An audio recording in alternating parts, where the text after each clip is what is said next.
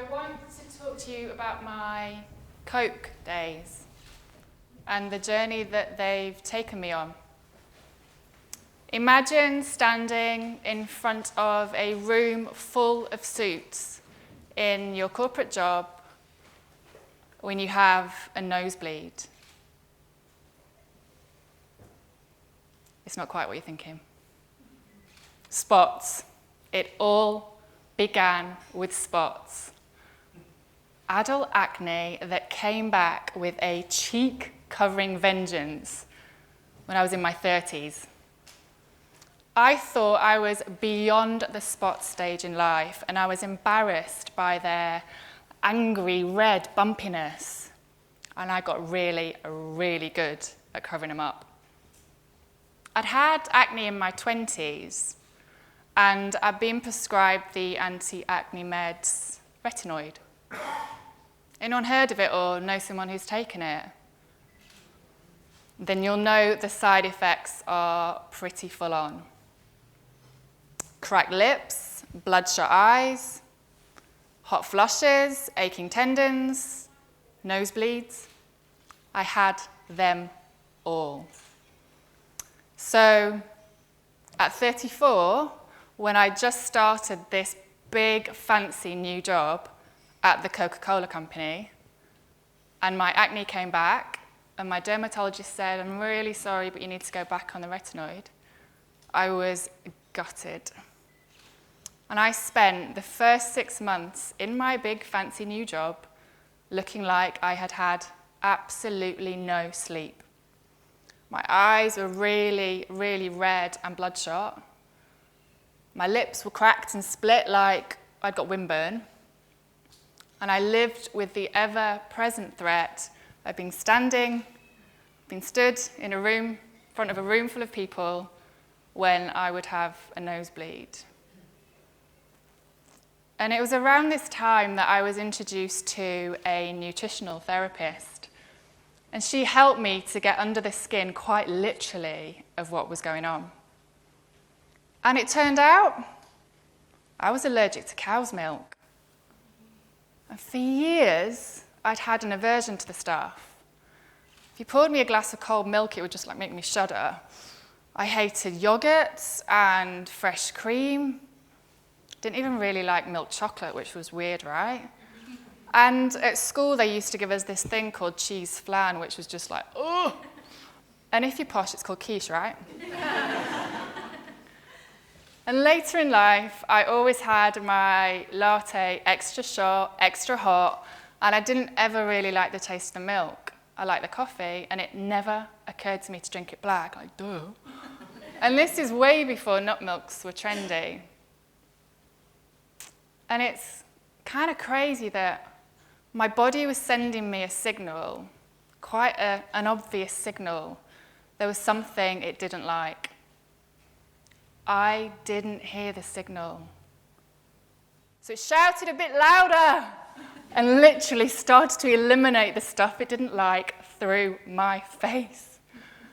And it's kind of crazy that this thing was literally staring me in the face. And I'd had no idea for years.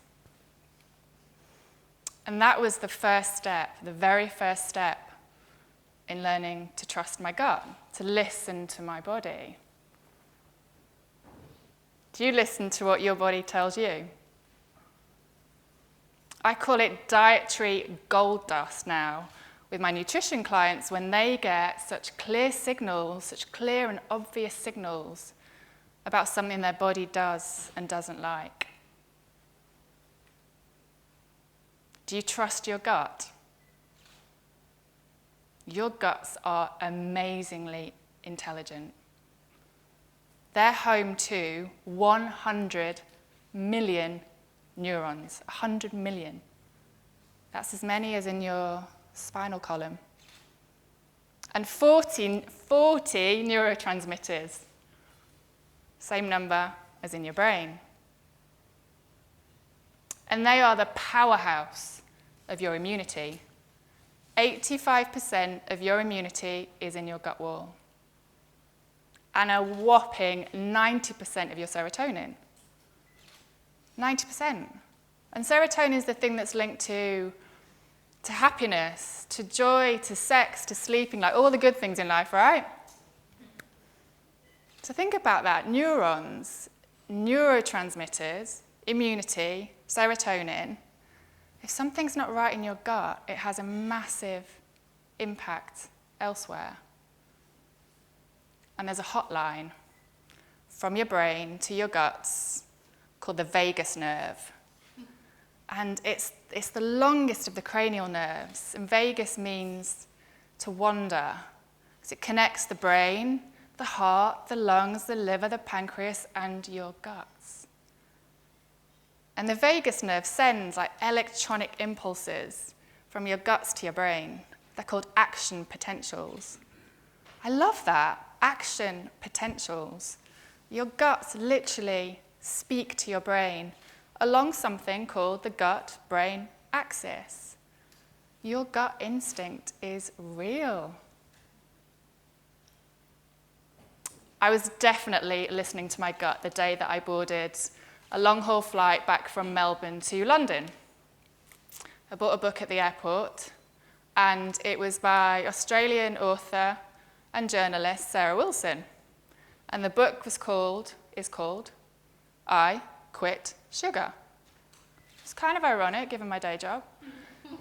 So I read it on the plane, long flight, 22 hours, plenty of time to read.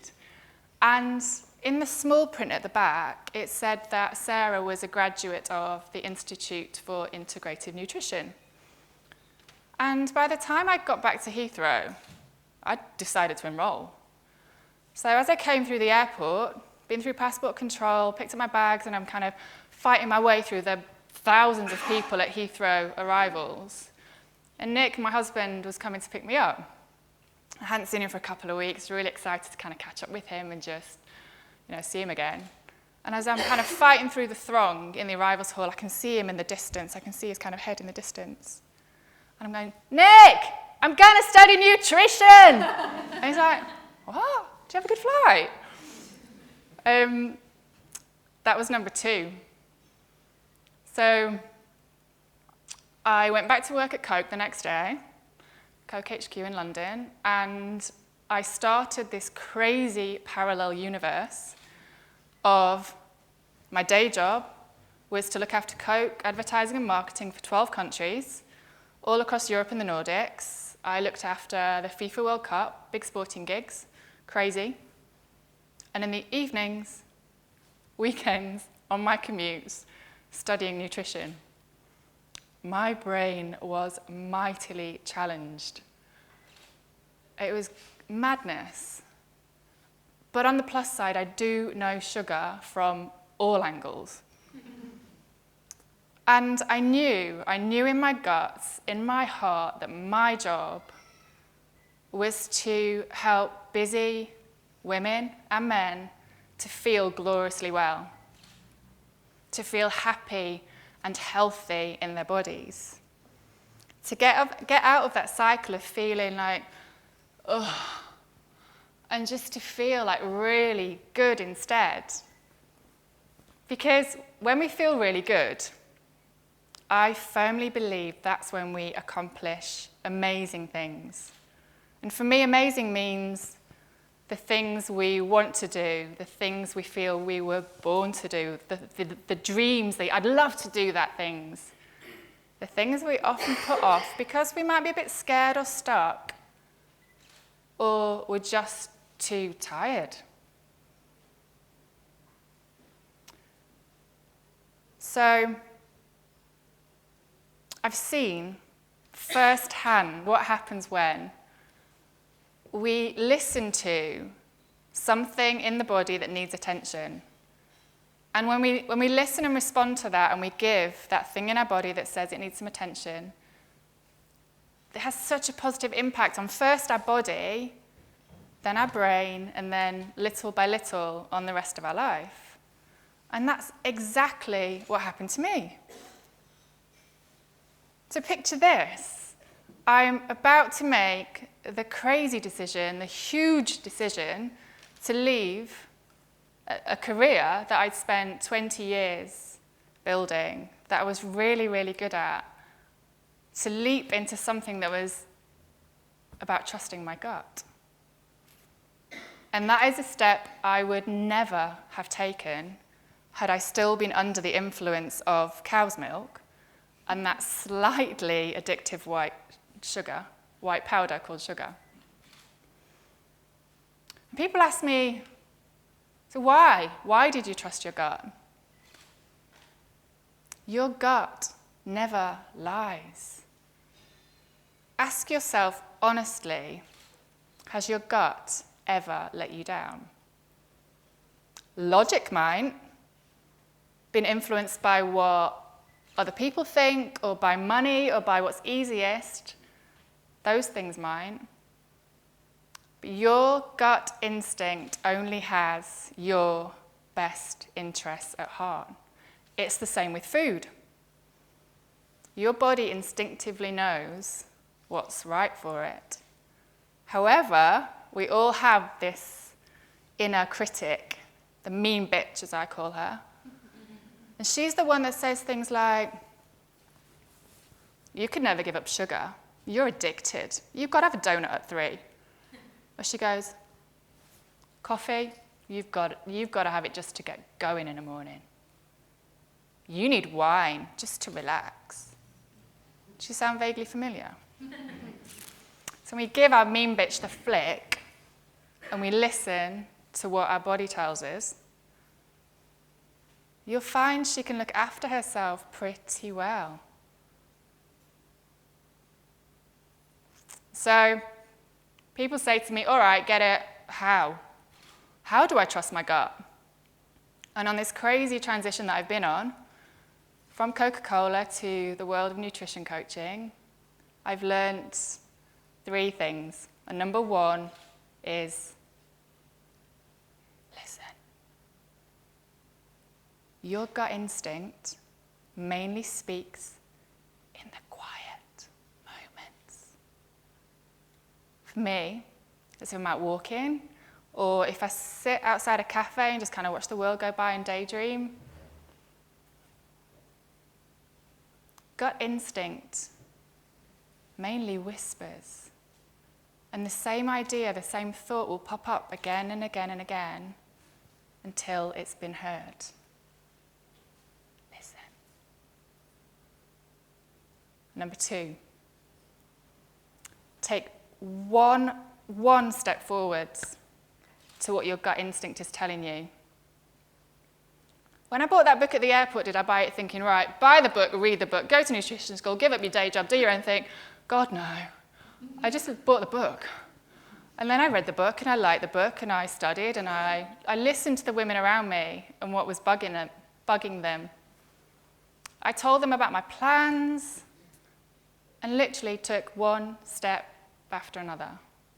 And it's so much easier when you're listening to your gut to take one step and one decision at a time. And the 3rd thing is get feedback. I didn't know what would happen when I left my corporate job except this. Every time I listen and I take one step forwards, I'll get feedback. Did that feel like the right decision? Are people reading my blog? Will they come to a workshop? Will they pay me to help them? At each step, I'll get feedback. And either way, good, bad, indifferent, I just course correct for the next step. When my first paying client said to me that she wanted to work with me, I said, are you sure? She was the feedback that I was on the right path. So listen, take one step forwards, get feedback. Your guts know what's what way before your brain ever does. They never lie. Be glorious. Stay well. Thank you.